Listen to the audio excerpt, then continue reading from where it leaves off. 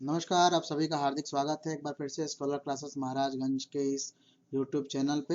हम लोग केवीएस 2022-23 को अभी टारगेट कर रहे हैं और पेडागोगी जो सेक्शन है जिसमें हमारा 60 नंबर का क्वेश्चन हमसे पूछा जाएगा, उसको लेकर के हम सभी लोग ये हमारी जो 5वीं सीरीज आई हुई है जो बाइलैंग्वेज है, मतलब दोनों भाषाओं में है, चाहे वो बच्चा हमारा इंग्लिश मीडियम का है चाहे हिंदी मीडियम का है, दोनों के लिए नोट्स इसमें अवेलेबल है, दोनों को समझ में आएगा। पार्ट 5 आपको पता है कि हमारा जो सेक्शन है वो कुल 4-5 सेक्शन में डिवाइड है। जो पहला हमारा जो सेक्शन है पेडागोगी का वो है अंडरस्टैंडिंग द लर्नर, शिक्षार्थी को समझना। तो इसमें बाकी सब जितने भी टॉपिक्स हम लोगों ने कवर किया है, अभी एक टॉपिक हमारे इसमें और बाकी है, उसको हम पार्ट 6 में कवर करेंगे, वो है हमारा विकास के सिद्धांत। ठीक है, आज का जो हमारा टॉपिक है that is role of primary and secondary socialization agency, प्राथमिक और द्वितीयक, ठीक है, समाजीकरण की संस्थाएं कौन कौन सी होती हैं, सामाजिक अभिकर्ताएं कौन कौन सी होती हैं। ठीक है, ये आज का हमारा टॉपिक है। ठीक है, तो आइए चलिए शुरू करते हैं सीधे। सबसे पहले देखिएगा, हम सबसे पहले समझने की कोशिश करेंगे कि प्राथमिक समाजीकरण और द्वितीयक समाजीकरण में अंतर क्या होता है। ठीक है, जैसे मान लीजिए कि आमतौर पर आपने पढ़ा भी है कि बच्चा जब जन्म लेता है, ठीक है, जन्म लेता है तो जन्म के समय आपको बताया गया है कि बच्चा न तो सामाजिक होता है और न ही असामाजिक होता है। ये बहुत बेसिक डिफिनीशन है जो आपको बताया जाता है कि जन्म के समय बच्चा न तो सामाजिक होता है न असामाजिक होता है, लेकिन यह जो कंडीशन है केवल बहुत ही कम समय के लिए होता है। जैसे ही बच्चा अपने माता पिता के हाथों में आना शुरू होता है या किसी अपने रिलेटिव के हाथ में आना शुरू होता है, वहां से उसका सामाजिक विकास शुरू हो जाता है। यानी कि हम कह सकते हैं कि यहाँ से उसका, जैसे छोटा बच्चा हमारा है, ठीक है, छोटा बच्चा हमारा है और वो जैसे ही किसी के हाथ में आना शुरू होगा वहीं से उसका सामाजिक विकास आपका प्रारंभ हो जाएगा। ठीक है, तो समाजीकरण क्या है, अगर हम बात करेंगे तो समाजीकरण को हम दो कैटेगरी में डिवाइड कर सकते हैं। प्राथमिक समाजीकरण यानी कि प्राइमरी सोशलाइजेशन और सेकेंडरी सोशलाइजेशन। प्राइमरी में कौन का समाजीकरण कैसे होगा, किस प्रकार से होगा। अच्छा, समाजीकरण जब होता है तो बच्चे क्या सीखता है, रीति रिवाज, परंपराएं, संस्कार, मूल्य, रहने का तरीका, ठीक है, लोगों के साथ बातचीत करने का तरीका। तो सबसे पहले बच्चा कहाँ पे होता है, तो याद रखना, सबसे बच्चा अपना कहाँ रहता है, परिवार में रहता है। ठीक है, परिवार में रहता है। परिवार किस प्रकार का समूह है, एक छोटा समूह है और वो परिवार में रह कर के उन परिवार के मूल्य को, विशेषताओं को, दृष्टिकोण को और संस्कृतियों को समझता है। आपने देखा होगा कि हमारे यहाँ जो जैन धर्म में पढ़ा बच्चा होगा, जो बौद्ध धर्म में पढ़ा बच्चा होगा, हिंदू धर्म में है या बाकी धर्मों में है, वो उसी तरह के व्यवहार, संस्कृतियों और बहुत सारे मूल्यों को क्या करता है, ग्रहण करता है। ठीक है, तो उसे हम उसका प्राथमिक समाजीकरण करते हैं, कहते हैं। अर्थात प्राथमिक समाजीकरण जो होता है बच्चों, वो एक छोटे क्लस्टर में होगा या छोटे परिवार में होगा। ठीक है, तो कहा गया है, यहाँ पे कहा गया है किसी बच्चे का प्राथमिक समाजीकरण तब होता है जब वह किसी छोटे समूह के मूल्य और विशेषताओं को, दृष्टिकोण को, संस्कृति को ग्रहण करता है, उसे हम उसका प्राथमिक समाजीकरण कहते हैं। कोई बालक जिस परिवार में पैदा होता है सबसे पहले वो उस परिवार के तौर तरीके सीखता है। और आपको पता भी है कि बच्चा सबसे पहले किसकी बात सीखता है, अपने माँ की, क्योंकि माँ जो होती है बच्चे के सबसे करीब होती है। ठीक है, तो when a child learns the attitudes, values and the action appropriate to the individual as members of a particular cultural group मतलब ये होता है कि हर परिवार की एक अपनी संस्कृति होती है और वो संस्कृति नैसर्गिक रूप से उन बच्चों के अंदर हस्तांतरित होती है या अंतरित होती है ना। तो a child learns firstly the behaviour of a family in which he born, ठीक है, जिसमें पैदा होता है। तो मुझे लगता है कि आपको प्राथमिक समाजीकरण समझ में आया होगा। प्राथमिक समाजीकरण एक छोटे समूह में जब किसी बच्चे का सामाजिक विकास होता है और वो छोटा समूह सबसे प्रारंभिक स्तर पर क्या होगा, वो उस बच्चे का परिवार होगा। ठीक है, आइए नेक्स्ट स्लाइड की ओर बढ़ते हैं। द्वितीयक समाजीकरण या सेकेंडरी सोशलाइजेशन। ठीक है, अब देखो ध्यान से हम समझते हैं, ये हमारा छोटा सा घर है जिसमें एक परिवार हमारा रहता है। इस परिवार का कोई बच्चा जब पैदा होगा तो सबसे पहले परिवार के जो संस्कार है, जो मूल्य है, उसका प्रभाव उस बच्चे पर पड़ेगा और सबसे पहले बच्चा उन्हीं चीजों को सीखेगा, है ना। उसके बाद बच्चा जब परिवार से बाहर निकलता है तो पाता है कि वो एक समुदाय का हिस्सा है, समुदाय का हिस्सा है, एक समाज का हिस्सा है, और इस समाज में बहुत सारे तरह के अभिकर्ताएं मौजूद हैं, बहुत सारी तरह के एजेंसीज मौजूद हैं, समूह मौजूद हैं, जिनसे वो क्या करता है, अब उसका सीधे आमना सामना होता है, या हम कह सकते हैं कि उनके प्रति वो अपने आप को अनुकूलित करता है। तो अनुकूलित इस समुदाय में कौन कौन सी चीजें आएंगी? हाँ बिल्कुल आप सही सोच रहे हैं, बच्चे का विद्यालय आएगा, जिस संस्था में वो जा रहा है वो संस्था उसकी आ जाएगी। अच्छा, बच्चा अपने हमउम्र बच्चों के साथ बहुत कुछ सीखेगा, जो उसके पड़ोस के बच्चे होंगे, जो उसके मामा के बच्चे होंगे, या उसके किसी रिश्तेदार के बच्चे होंगे, उनके साथ जब वो खेलेगा तो बहुत सारी चीजें उसका सामाजिक विकास सीखेगा, बहुत सारी चीजों को वो सीखता है। ठीक है, तो इसके अलावा भी और भी जो समूह की बात करते हैं, जो हमारे समुदाय में समाज में स्थित है, उनसे वो सीखता है। यानी कि बच्चा पहले परिवार से सीखा, अब इस परिवार के मूल्यों, आदर्शों, संस्कृतियों को लेकर के अब बड़े समुदाय के साथ अपने आप को अनुकूलित करने का प्रयास करता है। और आप समझिएगा कि अगर कहीं पर इस अनुकूलन प्रक्रिया में कोई दिक्कत आएगी तो उसको हम कहेंगे कि वो बच्चा कुसुमायोजित हो गया, यानी कि उस व्यवस्था के अनुरूप अपने आप को ढाल नहीं पाया। समझ में आ रहा है? तो यानी कि अब होगा क्या, सेकेंडरी सोशलाइजेशन उसका समाज करेगा, उसका समुदाय वैसा करेगा, जिस तरह के लोग रहेंगे, जिस तरह के आचरण रहेगा, जिस तरह की उनकी संस्कृतियां रहेंगी, उस तरह की चीजें वो क्या करेगा, सीखेगा, है ना।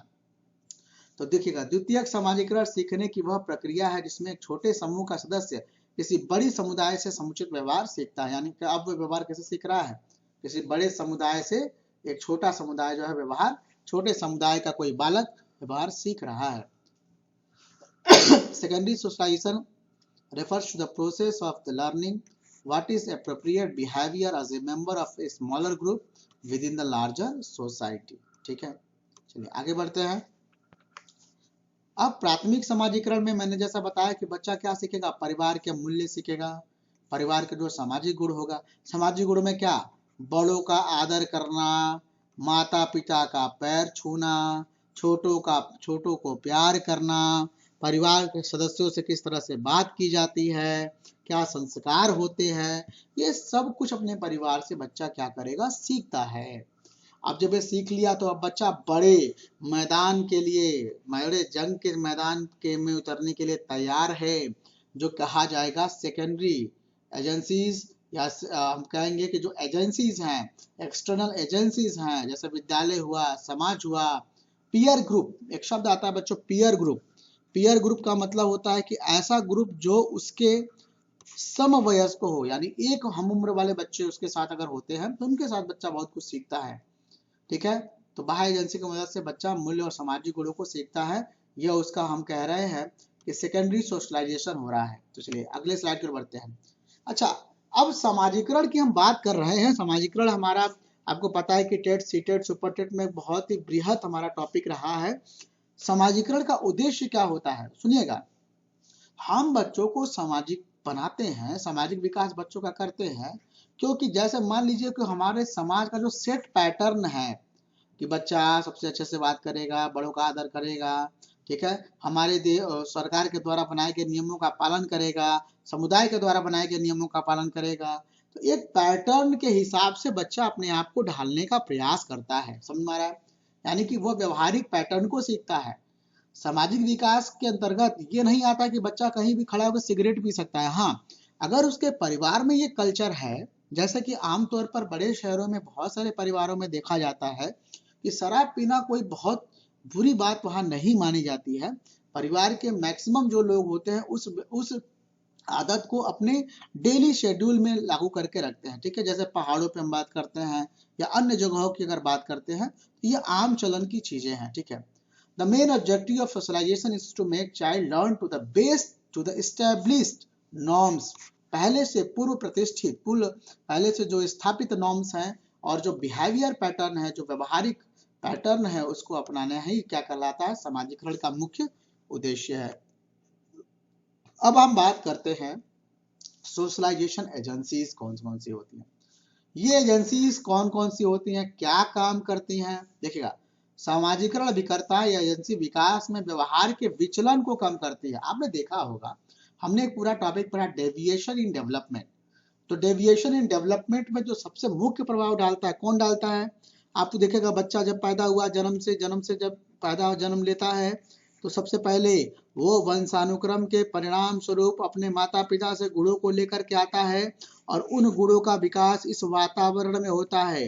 अगर किस प्रकार की कहीं कोई कमी रह गई अर्जित गुणों में, या वातावरण उसको समृद्ध नहीं मिला, तो उसके विकास को पूरी तरह से प्रभावित करेगा, यानी कि विकास में विचलन शुरू हो जाएगा।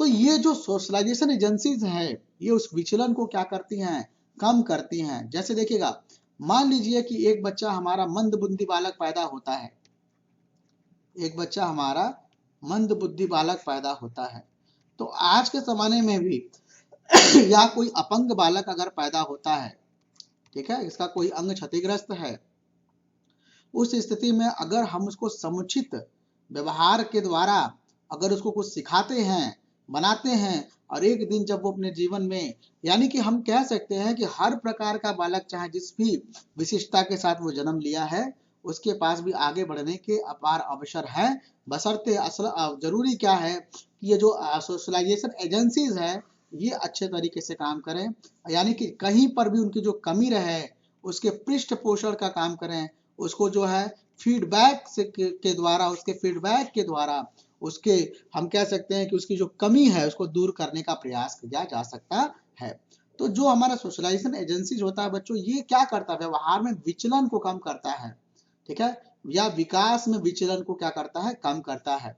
Socialisation agencies condemn deviation in development and behaviour of the child but do not govern the later behaviour. याद रखना, सोशलाइजेशन एजेंसीज पाश्चात्य व्यवहार को प्रभावित नहीं करता है, वो उसी टाइम स्पैन के बारे में बात करेगा, जैसे कि जिस अवस्था में बच्चा पल रहा है, जिस व्यवहार को वो सीख रहा है, उसी व्यवहार के टाइम स्पैन में वो उसके व्यवहार को प्रभावित करने की कोशिश करेगा। उसके आने वाले अगले अवस्थाओं पर किसी प्रकार का कोई हम कह सकते हैं कि कोई अप्रत्याशित व्यवहार या अप्रत्याशित परिणाम जो है परिलक्षित नहीं होने देगा। तो चलिए अब आगे बढ़ते हैं नेक्स्ट स्लाइड की ओर। आगे देखिए, अब प्रमुख समाजीकरण संस्थाएं कौन कौन सी होती हैं? तो सबसे पहले आपने देखा प्राइमरी सोशलाइजेशन हो रहा है हमारा। बच्चा कहाँ पे होता है प्राइमरी सोशलाइजेशन, यानी कि प्राथमिक उसका समाजीकरण वो कहाँ होता है, परिवार में होता है। क्या सीख रहा है बच्चा, ज्ञान सीख रहा है, व्यवहार सीख रहा है, तौर तरीके सीख रहा है। कहा जाता है कि माँ बच्चे की प्रथम गुरु होती है। बच्चा सबसे प्रारंभ में कुछ सब कुछ अपने माता के द्वारा ही क्या करता है, सीखता है। Learn knowledge, behaviour, manners. फिर उसके बाद से नेबरहुड, सोसाइटी, पीयर ग्रुप्स, ये जो है ये दो दूसरे सोशलाइजेशन एजेंसीज हैं जो बच्चे के व्यवहार में या उसे बहुत सारी चीजें, सामाजिक चीजों को सिखाने के लिए महत्वपूर्ण भूमिका निभाती हैं। क्या क्या चीजें? व्यक्तिगत विभिन्नता सिखाता है। बच्चा जब समाज में जाता है तो वो सीखता है कि समाज का प्रत्येक वर्ग की अपनी एक विशेषताएं होती हैं। बच्चा उनसे किस तरीके से डील करता है। समाज में अपंग लोग भी रहते हैं, समाज में सामान्य लोग भी रहते हैं, समाज में मंदबुद्धि बालक भी रहते हैं, तो सबके प्रति हमारा क्या दृष्टिकोण होना चाहिए, ये बच्चा समाज से सीखता है। अगर समाज किसी के प्रति हे भावना रखता है तो धीरे धीरे वो गुण उस बच्चे के अंदर भी आ जाएंगे। इसलिए हम कहते हैं कि अच्छे और बुरे आदतों को सिखाने में हमारे सामाजिक जो कह सकते हैं प्रभाव है, उसका भी बहुत ही महत्वपूर्ण योगदान होता है। जीवन यापन का तरीका हो गया, व्यवसाय के तरीके हो गए, दंड और पुरस्कार हो गया, सामाजिक नियंत्रण हो गया, ये सब कुछ बच्चा जो अपने नेबरहुड या सोसाइटी या पीयर ग्रुप्स, अपने समवयस्क समूह के बच्चों के साथ क्या करता है, सीखता है। अब देखिएगा, सोशलाइजेशन एजेंसी के रूप में बहुत महत्वपूर्ण भूमिका होती है स्कूल और इंस्टीट्यूशंस की, यानी कि विद्यालयों की बहुत ही अच्छा होता है। क्योंकि हर विद्यालय एक सेट पैटर्न या नॉर्म्स को अपनाता है कि बच्चा हमारे यहाँ आएगा तो डिसिप्लिन में रहेगा, अनुशासन में रहेगा, झूठ नहीं बोलेगा, पढ़ेगा, समय से विद्यालय आएगा। तो ये सब व्यवहार बच्चा विद्यालय में सीखता है और उसको उसके ऊपर पूरा प्रभाव भी पड़ता है। बाकी बच्चों का जब प्रभाव देखता है तो वो नैतिक, सामाजिक और जितने प्रकार के स्टैंडर्ड्स ऑफ बिहेवियर, व्यवहार के जो मानक होते हैं, और साथ ही साथ अच्छा प्रदर्शन करने का जो एक दबाव भी उसको होता है, उसके अनुरूप वो अपने आप को ढालने का काम करता है, सीखने का काम करता है। तो मुझे लगता है कि आपको समझ में आया होगा प्राइमरी और सेकेंडरी एजेंसीज के बारे में। प्राइमरी सोशलाइजेशन क्या होता है, सेकेंडरी सोशलाइजेशन क्या होता है, हमने इस चीज़ को जाना है। और अगला जो हमारा स्लाइड है उसमें हम लोग जो टॉपिक पढ़ेंगे वो है विकास के सिद्धांत कौन कौन से होते हैं। विकास के कौन कौन से सिद्धांत होते हैं, यह टॉपिक हमारा छूटा हुआ है, इसको हम लोग देखेंगे। और उस सिद्धांतों का क्या अनुप्रयोग है बच्चों के लिए, इस सब चीज़ों पर हम चर्चा करने की कोशिश करेंगे। तो आप एकदम देखते रहिए, सारे नोट्स आपको मिले। कोशिश करेंगे कि पेडागोगी के सभी पार्ट आपको उपलब्ध कराया जा सके बिफोर द एग्जामिनेशन, और साथ ही साथ लास्ट में लोग प्रैक्टिस भी करेंगे। तो stay tune with us. Thank you very much. आपका दिन शुभ हो। धन्यवाद।